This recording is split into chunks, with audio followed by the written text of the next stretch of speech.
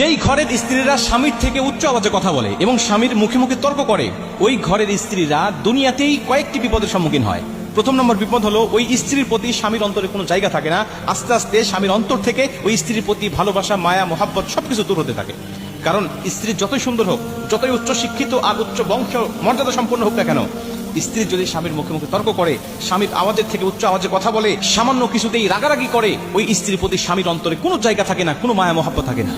কিন্তু স্ত্রী দেখতে খুব বেশি একটা ভালো নয়, কিন্তু সে ভালো, সে ভদ্র, সে নম্র, স্বামী কিছু বললেই সেটা সে আনুগত্য করে নেয়, মেনে নেয়। ওই স্ত্রীর চেহারা ভালো না হলেও ওই স্ত্রীর জায়গা স্বামীর অন্তরের মধ্যে থাকে সর্বসময়। এজন্য মা বোনদেরকে বলতে চাই, কখনো স্বামীর অবাধ্য হবেন না, স্বামীর মুখে মুখে তর্ক করবেন না এবং উচ্চ আওয়াজে কথা বলবেন না। বললে প্রথম নম্বরে আপনার জন্য স্বামীর অন্তরে কোনো জায়গা থাকবে না।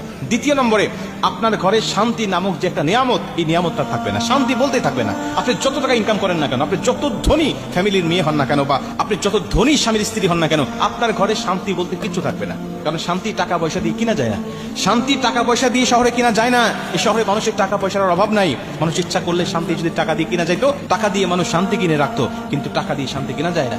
শান্তি কোথায়? একে অপরের আনুগত্যের মধ্যে, ভালোবাসার মধ্যে, মায়ের মধ্যেই শান্তি রয়েছে। অন্য কোথাও আপনি শান্তি পাবেন না। যেই ঘরে স্ত্রীরা স্বামীর মুখে মুখে তর্ক করে, নবীজি বলছে সবচেয়ে আদর্শবান নারীকে জানো, সবচেয়ে আদর্শবান স্ত্রীকে জানো, যেই স্ত্রীর দিকে তাকাইলেই স্বামী সন্তুষ্ট হয়, স্বামী খুশি হয়ে যায়, যেই স্ত্রীর কথা